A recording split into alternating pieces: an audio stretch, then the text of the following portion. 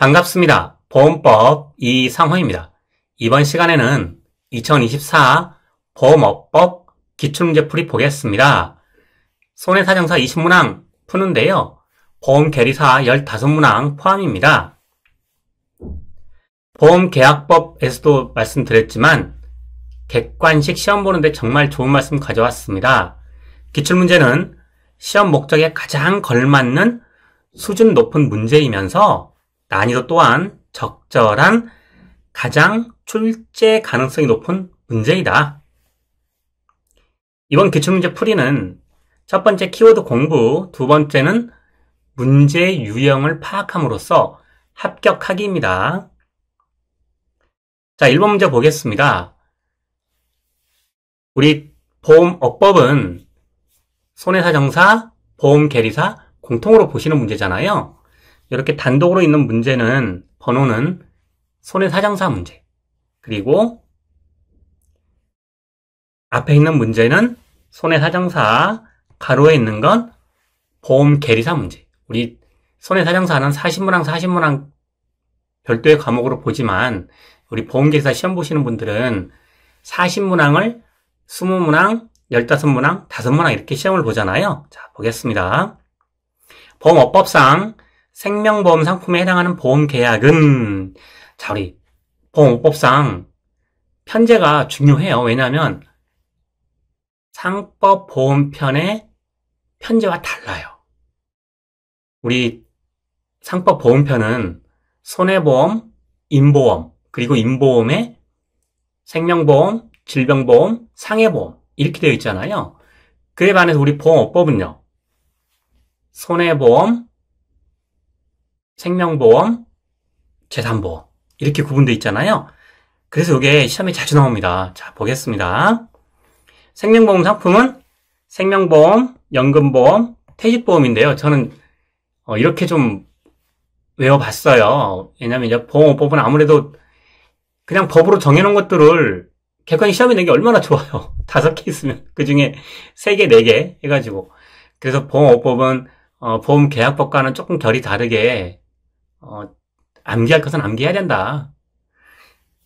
저는 회사 다닐 때 보면 그 간혹 이제 중국집을 가면 고량주, 주격주 굉장히 도수가 높잖아요. 심지어 라이터로 불을 붙이면 불이 붙더라고요.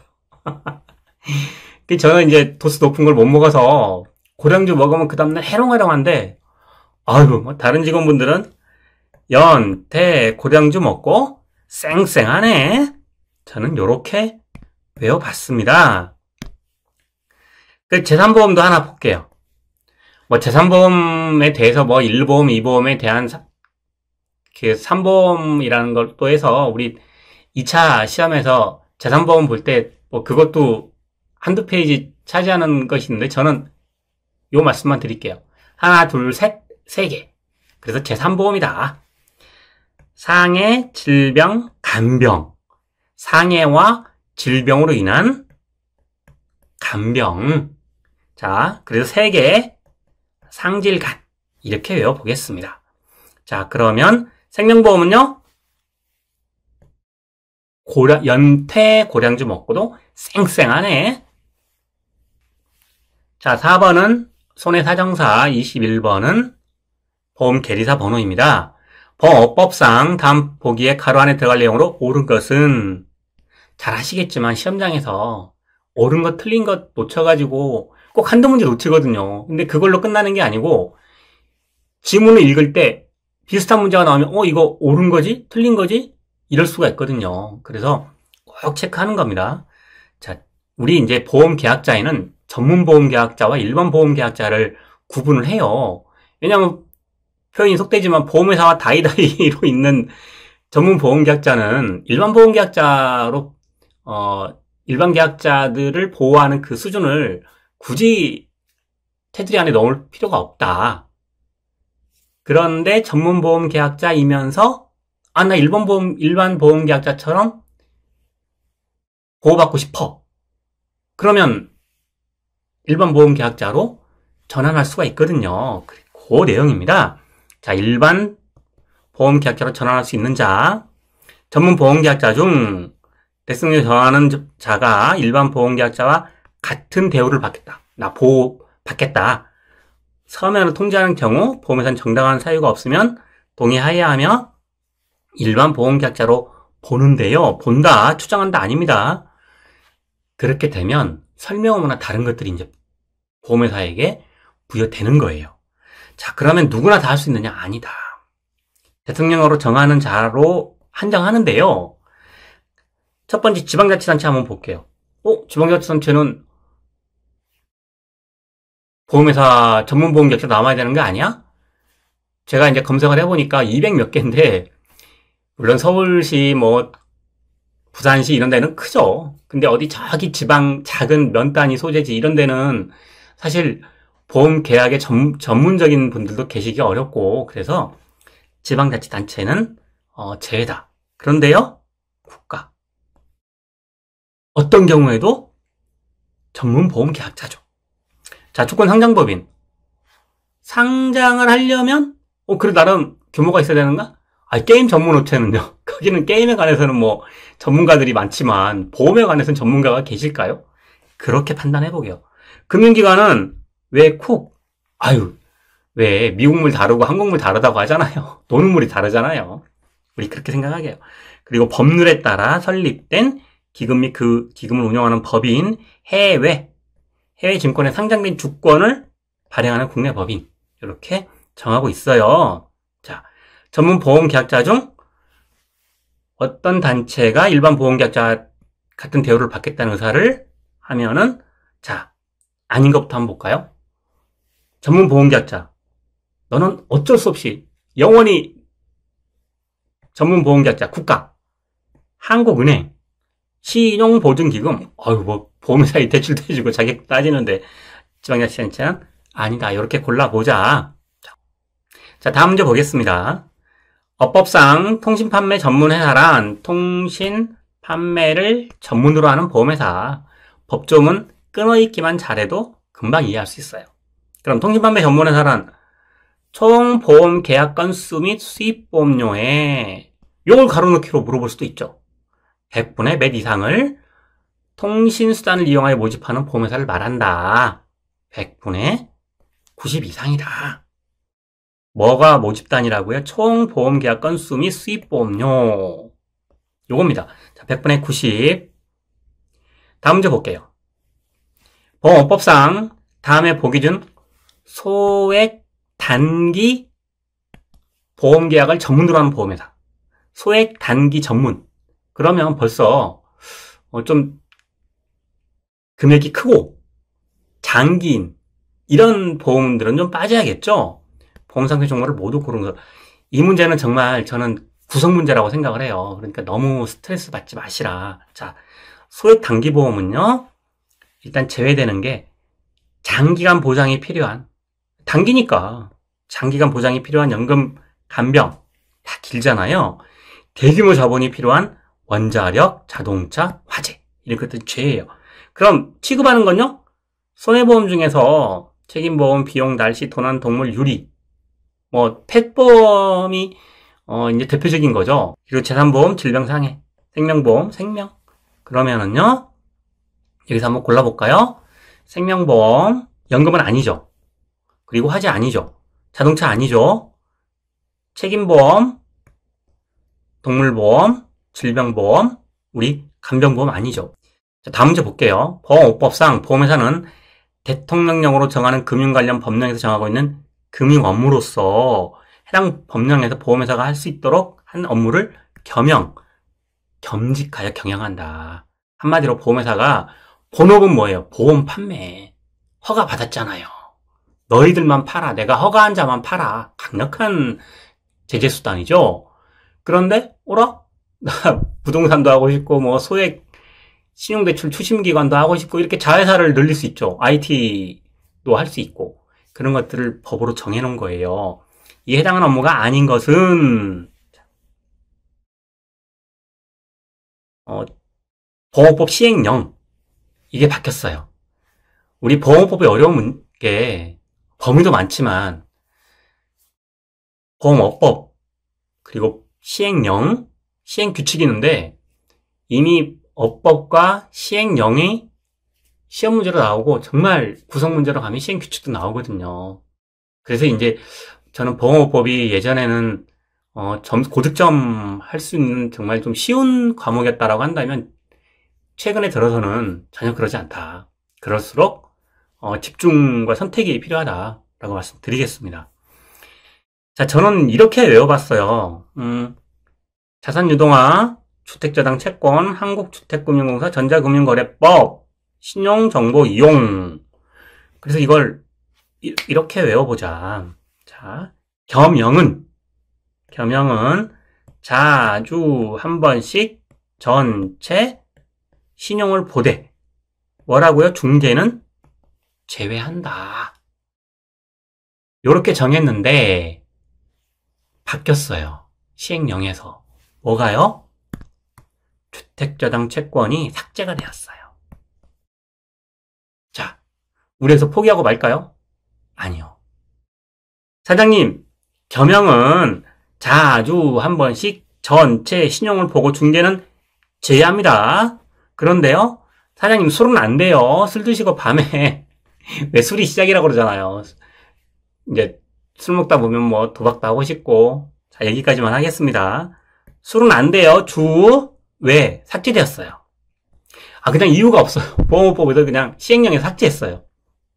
자, 그래서 앞에 주택. 저는 요 대목에서 이제 지금까지는 그리고 앞으로도 그러지 않을까 싶은데요. 다행히도 요 중간을 가지고 바꾸진 않더라고요. 정말 이거 바꾸면 가령 뭐 주택자동 채권인데 뭐 주택자동 채권 유동화 회사법을 뭐 자동화 회사법 이렇게 바꾸는 거 정말 출제위원께서 쪼잔한 문제다. 조금만 더 출제에 힘을 쏟으시라. 얼마든지 문제 만들 수 있다. 웃자고 하는 소리입니다. 자, 요게 바뀌진 않아요. 그러니까 이렇게 앞글자를 따시는 것도 추천드립니다. 자, 다음 문제 볼게요. 보험업법상 다음 보기에 자산운용 보험회사의 자산운용 방법으로 허용되는 것을 모두 고른 것은 난이도를 끌어올리는 거. 가장 쉬운 거는 올바르게 짝지은 것은. 그럼 아닌 거 한두 개 알아. 그러면 쫙 그들 그으면 찍을 확률이 확 높아지죠. 그런데 모두 고른 것은 이러면 다 알아야 돼요. 자, 자산운용과 관련돼서 이렇게 말씀드려요. 제가 이제 본강에서 이렇게 비유를 하거든요. 보험업법은 사적자치 영역인데 약정이니까. 그런데 너무나 기울은 운동장이라 계약자 보호를 위해서 계약자에게 불이익하게 변경하지 마. 강력한 심판이 필요하다. 보험업법은요. 보험회사 갈굴라고 만든 법이다. 그 취지 자체가 뭐예요? 내가 허가한 자들만 보험 판매해. 그리고 목적에서 삭제되었지만 가장 강력한 속내를 확 드러낸 거. 보험회사를 효율적으로 지도하고 감독하겠다. 어떻게? 계속. 너 내가 계속 보고 있어. 왜요? 기본적으로 감독기관이 바라보는 보험회사는요. 계약자 돈으로 운영되는 거예요. 주식회사인데요? 아니요. 주식회사를 만들 때 그리고 어려울 때 증자도 하지만 기본적으로 계약자들의 피땀 같은 계속 보험료로 보험회사가 이렇게 커진 거다라는 확고한 생각이에요. 그래서 처음에 상장할 때 야 이거 계약자 돈으로 상장하는데 그럼 계약자한테 무슨 이득이가? 너 주주들만 이득 보는 거 아니야? 라는 게 정말 강력한 이유 있는 항변이었어요. 자, 여기서 이제 기억하시는 거는 감독기관이 바라보는 보험회사의 자산은 계약자 돈이다. 피땀 같은 계약자 돈이다. 요걸 머릿속에 두고 문제를 보시기 바랍니다. 자, 그래서 보험회사 자산운용 금지를 법으로 정하고 있어요. 첫 번째, 업무용 부동산이 아닌 부동산 소유 금지하는 거예요. 그런데요, 담보권 실행으로 어쩔 수 없이 이거는 소유하게 되는 것들은 제외해줘야죠. 특별 계정, 일반 계정, 특별 계정. 특별 계정은 이제 변액보험으로 대표되는데 보험과 달리 특별 계정은 뭐예요? 자산을 운용해가지고 손실을 입을 수 있잖아요. 그래서 최저 사망보험금을 제외하고는 손실을 입을 수가 있어요. 자, 상품이나 유가증권 투기. 직간접을 불문하고 보험회사 자기 자사주 제가 다니는 회사가 생명보험사 최초의 상장사였는데 제가 그 테이프 팀원이었어요.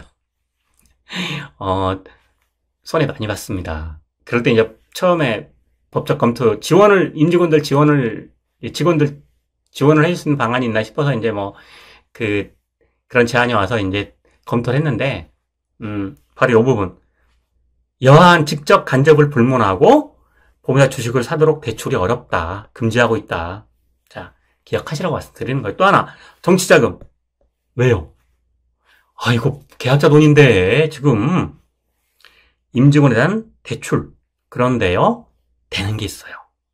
약관대출이나 소액대출. 누가 정한 거? 자, 이 대목에서 너무나 중요한 주인공이 나왔습니다. 보험계약법은 계약 당사자, 계약자와 보험회사, 그리고 이해관계인, 피보험자, 수익자. 그런데요, 보험업법은 원탑이에요. 원탑 주연. 자, 내가위 금융위. 자산운용의 안정성을 크게 해칠 우려가 있는 행위로서 대승용으로 정하는 행위. 대승용을 정하는 행위들이 많은데요. 요걸 보자.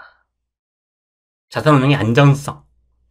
계약자 돈이니까. 자, 그러면은요, 예외인 거, 저당권 실행, 임직원에 따른 약관대출에 따른 대출. 이렇게 고르시면 됩니다. 자, 다음 문제 보겠습니다. 업법상 보험회사의 재무제표 등의 제출에 관한 설명으로 옳지 않은 거, 이렇게 체크하세요. 자, 한번 볼게요. 보험회사는 매년 대승령으로 정하는 날에 그 잔고를 폐쇄해야 하고, 폐쇄한 날부터 얼마요? 3개월. 우리 보험계약법은 숫자 어쩌다가 나와요. 그래서 어쩌다 마주친 그대 반갑습니다. 보험업법은요, 숫자 퍼레이드예요. 그래서 특히나 보험업법에서는 숫자 나온다. 그러면 기출 예상 문제다. 기출 문제다. 늘 반복된다. 결산하고 3개월 이내에 제출해라. 누구한테요? 내가위 금융위. 그럼 매월에 하는 건요, 다음 달 말일. 자, 요게 또 가끔 시험에 나와요. 저는 이 문제도 구성 문제다. 재무제표 및 월간 업무 보고는 전자문서로 제출할 수 있다. 자, 우리 보험계약법이라면 왜 추정과 간주, 본다, 하늘과 땅 차이라고 말씀드렸잖아요. 사실 여기서도 법상으로는 그래요. 할 수 있다. 그럼 전자문서로도 할 수 있고, 뭐 우편으로도 보낼 수 있고, 직접 갈 수 있는 거죠. 그래서 우리 문제는 전자문서로 제출해야 한다. 아니다. 할 수 있다. 자, 다음 문제 보겠습니다. 보험법상 보험회사인 주식회사의 자본 감소, 자산 나오면 뭐라고요? 계약자의 피땀 같은 돈. 이걸 감소해. 엄격해야겠죠. 옳지 않은 것은. 자, 자본 감소에 여기 포인트예요. 사전에 해야 돼. 왜? 지금 피땀 같은 계약자 돈을 감소하는데, 감독원에서 사전에 신고받고 승인을 할 건지 허락을 할 건지 안 할 건지 결정을 해야 될 거 아니에요. 사후 택도 없어요. 자본감사를 결의할 대통령으로 정하는 자본감사라는 미리 사후 안 된다. 누구한테? 내가위 금융위 승인을 받아야 한다. 자, 자본감소 결의를 할 때 주식금액 또는 주식수의 감소에 따른 자본금의 실질적 감소를 하려면 미리 금융위원회에 신고해야 한다. 자, 우리 허가 그리고 허가에 반대에 신고가 있어요. 여기 중간에 이제 승인이 이 정도 있어요. 허가는요, 가장 강력한 제재 수단. 아무도 못해. 내가 허가한 사람들 말고는 아무도 보험업 하면 안 돼. 신고는요, 그냥 신고서만 제출하면 끝. 자, 중간에 뭐 여러 개가 있는데, 저는 허가와 신고만 정확히 좀 기억하시자. 그리고 이제 정말 나 보험법 100점 맞을래 하시는 분들은 이런 것까지 보시는데, 저는 1차는 2차 시험을 보기 위한 과정이다. 그래서 그렇다고 막 정말 간당간당하게 하면은 마음 졸이기도 하지만 정말 갑자기 실수하는 문제가 나와가지고 떨어져 버리면 시험을 못 보잖아요. 그럼 1년은 또 공부해야 되잖아요. 그러니까 한 10점 정도만 여유 있게 공부하시라. 100점 맞는 공부는 어렵지만 70점 맞는 문제, 70점짜리 공부, 80점짜리 공부는 쉽다. 말씀드립니다. 자, 어법상 상호회사 사원의 권리와 의무에 관한 설명으로 옳지 않은 것은 제가 이름이 이상호고 이제 그래서 상호 공감으로 이름을 지었어요. 이 보험업법상 상호회사는 우리나라에는 없어요. 일본은 정말 활성화돼 있어요. 근데 시험을 위한 시험이다.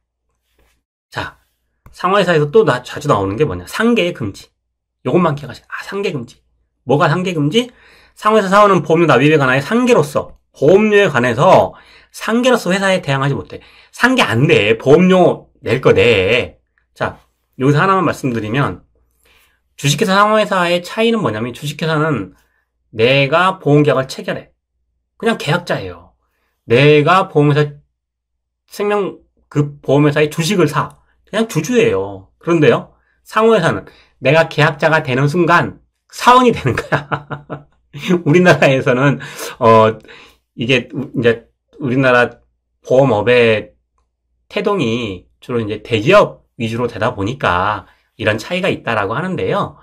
이제 요 말씀을 왜 드리냐면 뒤에 보면 대주주 나오거든요.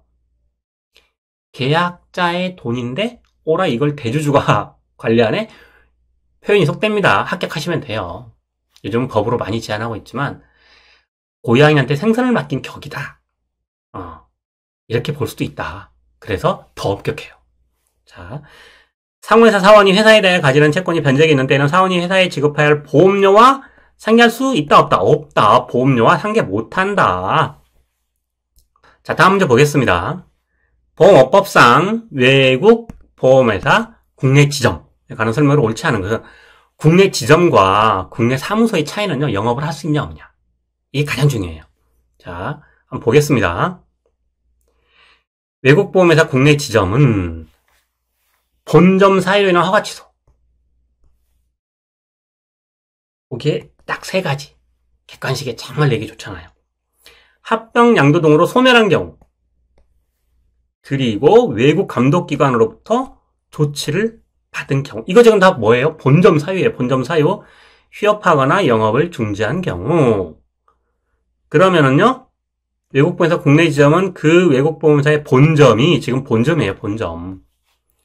본점이 일의 어느 하나에, 세 가지 중에 하나에 해당되면 뭐라고요? 7일 내에 누구한테 보고해요? 위원회에 알려야 돼. 왜요? 아니, 미쿡에 있는 본점이 이 세 가지 그 나라에 발생을 했어. 그럼 미쿡에 있는 본사가 지금 자기들도 일처리하기 바빠 죽겠는데 저기 한국에 태평양 건너에 있는 한국금융위원회에다가 이거 통지하겠어요? 한국에 있는 국내 지점이 하겠죠. 요거예요. 요 얘기입니다. 외국 보험회사 국내 지점은 그 보험회사 본점이 휴업하거나 영업 중지한 경우에 그 사유가 발생한 날로부터 2주 이내에 아니다. 언제? 일주일 내에 신속하게. 왜요? 지금 보험회사 돈은 피땀 같은 계약자 돈인데 외국 보험회사 국내 지점은 뭐예요? 이것도 외국에 있어. 얼마나 더 불안하겠어요. 이렇게 이해를 하시자. 다음 문제 봅니다. 업법상 보험 설계사에 관한 설명으로 옳지 않은 것은 지금은 이제 모집 부분이 금소법, 금융소비자보호법이 만들어지면서 많이 글로 이사를 갔어요. 저는 보험업법 공부하시는 분들한테 정말 다행이다. 어렵거든요. 양도 많고. 그래도 남아있는 것들은 중요하다. 자, 보겠습니다. 교차 모집. 이게 뭐냐면요, 남의 떡이 커 보이는 거예요. 생명보험회사는 가만히 보니까 손해보험 상품이 탐나. 손해보험은요, 저거 생명보험 상품도 탐이 나. 이제 처음에 태동은 손해보험이지만 지금 자산 규모로는 생명보험이 훨씬 크거든요. 그러니까 이제 서로 그 상대방 상품들을 팔고 싶다고 하는 거예요. 그래서 이거 뭐 과천 그 정부 청사 앞에서 피켓 들고 시위도 하고 뭐 그랬습니다. 그래서 이제 정부가 중재를 한 거죠. 자, 알았어. 자, 이렇게 하자. 서로 크로스로 판매해. 남의 떡 커 보이는 거 알았어. 우리가 정해줄 테니까 판매해. 이게 교차 판매예요. 그러려면 정해야죠. 그래서 보험 설계사가 소속 보험회사 외의 한 회사와 등록을 할 수 있잖아요. 보험회사를 내가 교차 모집하려는 경우에는 그 교차 모집하려는 생명보험회사는 손해보험과 하나, 손해보험은 생명보험과 하나. 일단 요것만 기억하시고요. 자, 교차 모집 하려는 경우에는 교차 모집 하려는 손해보험의 명칭 등 금융위가 정하는 고지사항을 적은 서류를 너 어디 제출해? 보험협회. 보험협회는 기본적으로 보험회사들이 만든 이 단체예요. 사단법인이에요. 그래서 손해보험은 손해보험협회, 생명보험은 생명보험협회를 만들어요. 그럼 금융위가 있고 금융감독원이 있는데 모든 걸 다 금융감독원이 아무리 직원분들이 많다고 해도 그걸 다 할 수 없거든요. 그래서 일부는 보험협회에 또 이제 업무 위탁을 하는 거예요. 그래서 보험협회가 이걸 관장을 해서 보험협회에 제출을 하는 거예요. 자, 그러면은요, 이 공부가 안 되신 분들은 금융연에는 많이 나오거든. 헷갈릴 수가 있죠. 그래서 아무리 내가 위 금융이지만 그건 이렇게 좀 판단하시자. 금융감독원, 금융위원회나 금융감독원 간에 이거 절대 그 두 기관을 제가 임의로 지금 이래서 저래서 평가하는 거 아닌 거 아시죠? 공부하자는 거니까. 내가 위, 금융위. 하지만 이런 좀 단순 사무나 이런 것들은 각 보험협회에서 업무 관리를 한다. 이렇게 좀 생각을 하게 해요. 자, 업법상 다음 보기에 가로 안에 들어갈 내용을 순서대로 나열한 것은 부당한 기존계약 소멸 금지, 보험계약의 체결 또는 모집에 종사하는 자가 다음 행위를 한 경우에는 기존 보험계약을 부당하게 소멸시키거나 소멸하게 하는 행위로 한 것으로 본다. 빼도 박도 못하게 이렇게 봐버리겠다 이거예요. 자, 한번 볼까요? 첫 번째는 1개월 이내에 소멸된 걸 기준으로 1개월 이내냐 6개월 이내냐로 두 개로 나눠요. 이거는 엄격하게 보겠다는 거예요. 기존 보험계약이 소멸한 날부터 1개월 이내에 다른 보험계약을 청약해. 무조건 이거는 부당한 소멸이라고 봐요. 이제 우리 실무에서는 승환계약이다. 그런데 이거 엄격합니다. 자, 또는 새로운 보험계약을 먼저 이제 청약해. 그리고 나중에 기존 계약을 깨. 앞뒤로 꽉 막아놨죠? 중요한 건 뭐예요? 공통점은 1개월 이내라는 거예요. 소멸시키고 1개월 안에 새로 들거나 새로 들게 하고 기존 계약 깨는 건 어쨌든 한 달 안에 벌어지면 이건 다 보겠다. 부당한 기존 계약 소멸로 보겠다. 그런데요, 본인이 아니야, 나 이거 내가 확인해 보니까 내 자유의사로 내가 검토해 보니까 이거 아니던데? 신상이 훨씬 좋던데? 본인이 이렇게 명백히 할 때는 기존 소멸에서 제외하겠다. 여기 또 그러지 않냐다 나와요. 자, 6개월 이내는요, 중요한 사항을 알리지 않은 경우예요. 좀 달라요. 기존 보험계약이 소멸한다 6개월 이내에 이제 새로운, 그러니까 6개월까지 보겠다는 거예요. 한 달 안에는 무조건 보고 본인이 아니에요라고 하기 전에는 1개월은 무조건 해당된다. 그런데 6개월까지 연장을 하는 거죠. 네, 지켜볼 거야. 새로운 보험 청약하거나 한 날로부터 6개월 이내에 소멸하는 경우로서 이때는 뭐냐? 중요한 사항을 비교하여 알리지 아니하는 행위는 내가 기존 부당한 소멸로 보겠다, 승환으로 보겠다라는 겁니다. 자, 그러면 가로치기에서요, 가로넣기에서 보험계약이 체결 또는 모집에 종사하는 자가 기존 보험계약이 소멸된 날로부터 1개월, 새로운 보험계약을 청약하게 한 날로부터 1개월, 1개월. 이렇게 기억하시면 됩니다. 다음 문제 볼게요. 요건 이제 이렇게 돼 있는 거는 뭐라고요? 손해사정사 단독 문제입니다. 업법상 보험 모집 종사자가 보험계약의 체결 또는 모집과 관련하여 계약자 등에게 제공할 수 있는 특별이익에 해당하는 것은 특별이익이에요. 특별이익. 자, 특별이익은 뭐냐? 리베이트예요.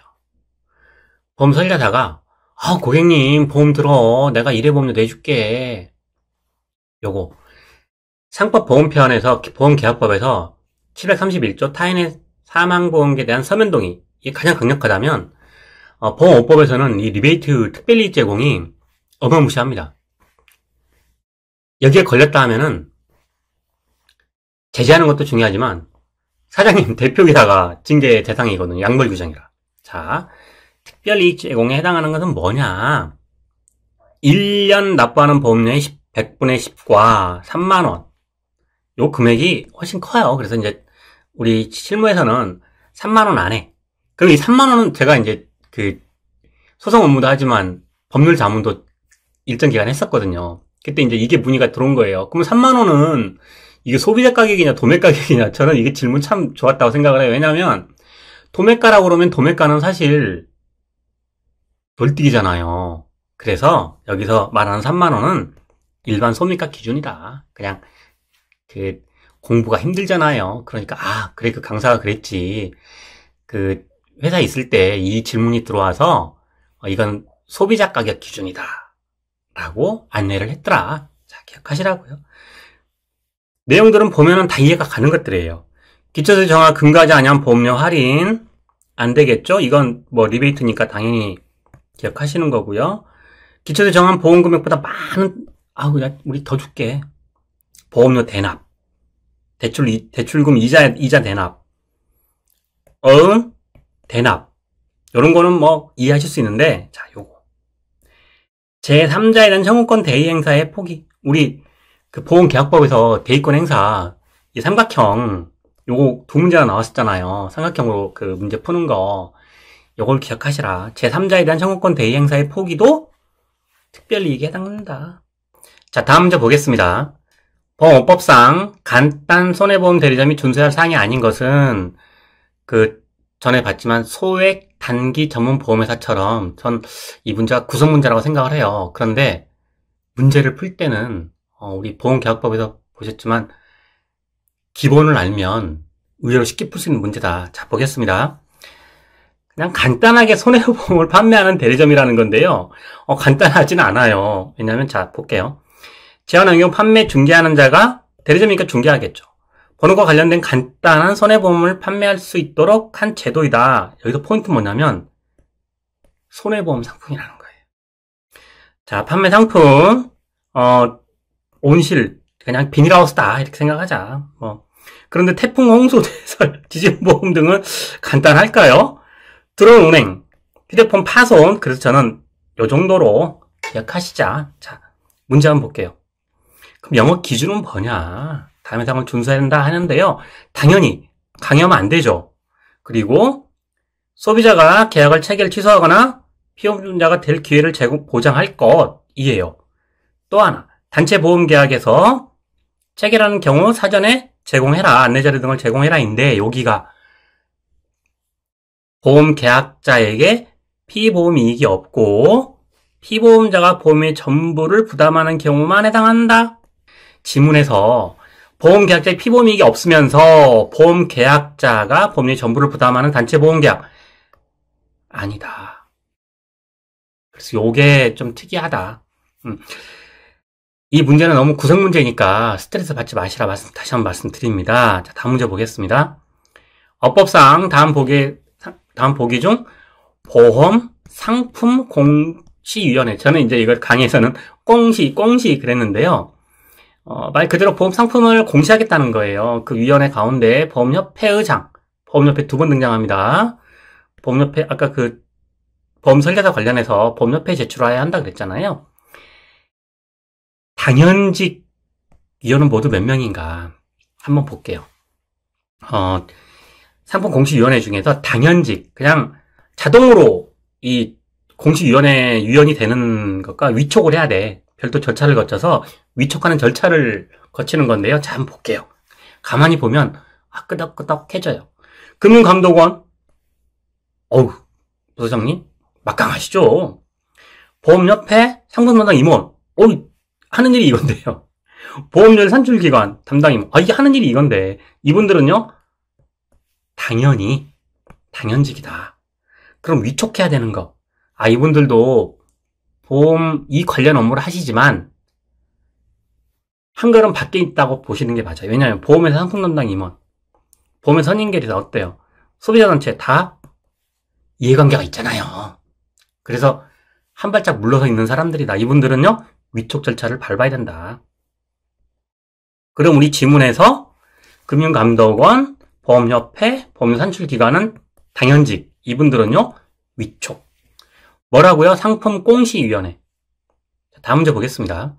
업법상 보험회사에 대한 금융위원회 누가 한다고요? 내가위, 금융위, 가로 안에 보기에 들어가는 조치로 옳은 것은 대부분은 내가위, 금융위가 해요. 그런데 금융감독원이 하는 게 있어요. 자, 보험회사에 대한 주의, 경고 또는 그 임직원에 대한 주의, 경고, 문책을 요거는 누가 한다고요? 금융감독원장이 하세요. 나머지는요, 금융위원회가 한다. 자, 금융위원회는 보험회사 소속 임직원을 포함한 규정 명령을 위반하여 건전한 경영을 해치거나 이해관계에는 권익을 침해할 우려가 있다고 하는 경우에는 금융감독원장으로 하여금 뭘 한다고요?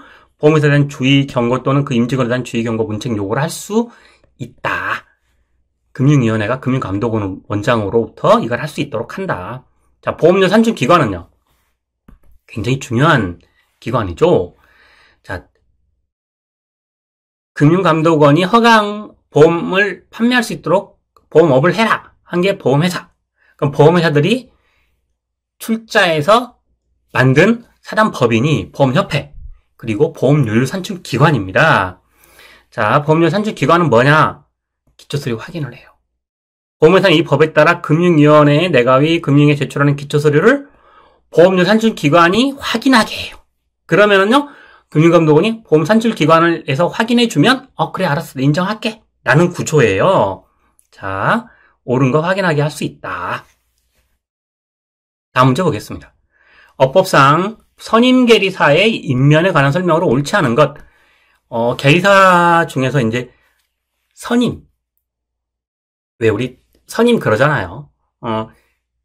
계리사 부서도 있지만 별도로 선임 계리사 지원 부서도 만들도록 해요. 굉장히 계리사 하시는 업무가 중요하니까 더군다나 선임 계리사는 어때요? 그래서 임기를 보장해줘. 요게 이제 포인트고요. 자, 3년 해임 제한. 속한 3년 돼서 다 한 거. 그러니까 횟수로 3년이라 생각하시면 돼요. 해임할 수 없다. 그런데 예외를 뒀어요. 예외를 안 두면 이분이 3년 동안 진짜 자기 마음대로 해버릴 거 아니에요. 그래서 내용 보시면 너무나 당연한 것들이에요. 기밀을 누설한 경우, 업무를 게을리해가지고 회사에 손해를 발생한 경우, 부당한 요구를 하거나 압력을 행사, 이거 안 되죠. 그런데 뭐가 있어요? 내가위 금융위가 결정하면 다 돼. 금융위 해임 요구가 있는 경우. 자, 그래서 지문에서는요, 선임계에서 선임했는데 금융위원회 해임 요구가 있는 때에도 3년 동안 임기를 보장하겠다? 아니다. 내가위 금융위가 정하면 다 돼. 이렇게 생각하시면 됩니다. 어법상 선임계리사는 수행할 수 없고 보험계리사 및 계리업자만 수행할 수 있는 업무는 이제 보험계리사 중에 선임이 선임계리사, 그리고 계리사 분들이 모인 게 계리업자, 손해사정사분들이 모인 게 손해사정업 이거잖아요. 자, 내용 볼게요. 보험계리사, 선임계리사 또는 계리사, 선임계리사 또는 계리업자의 업무 이 중인데 5의 업무는 계리사하고 계리업자만. 그래서 이건 선임계리사는 못한다. 선임계리사는 안 된다. 내용만 볼게요. 상품 공시 자료 중 기초서류와 관련된 사항은 선임계리사는 못한다. 요것만 기억하시자. 자, 법으로 정한 거니까. 손해사정업자. 조금 전에 보험계리업자 나왔잖아요. 손해사정업자 업무 등으로 옳은 것은 손해사정을 이렇게 보시면 돼요. 제일 중요한 계약자가 선임하는 손해사정사, 보험회사가 선임하는 손해사정사 이렇게 돼 있어요. 이게 업무가 역할이 롤이 다른 거죠. 보험금 줘, 보험금 못 줘, 서로 공격과 방어인 거죠. 소송에서는 공격과 방어라고 해요. 그래서 중요한 건 뭐냐면 업무를 위탁 받으면은요 손해사정 내어주고 알려줘야 된다는 거예요. 핵심은. 자, 볼게요. 보험회사로부터 손해사정 업무를 위탁받은 손해사정업자는 위탁을 받은 손해사정업자는 손해사정 업무를 수행한 이후 손해사정서를 작성한 경우에 지체 없이 보험회사 계약자, 피보험자 및 보험 청구권자에게 손해사정서를 주고 그 중요한 내용을 알려줘라. 너 혼자 주물주물 하지 마라. 이 내용이에요. 자, 고생 많으셨습니다. 마음을 다하면 합격을 응원합니다. 고맙습니다.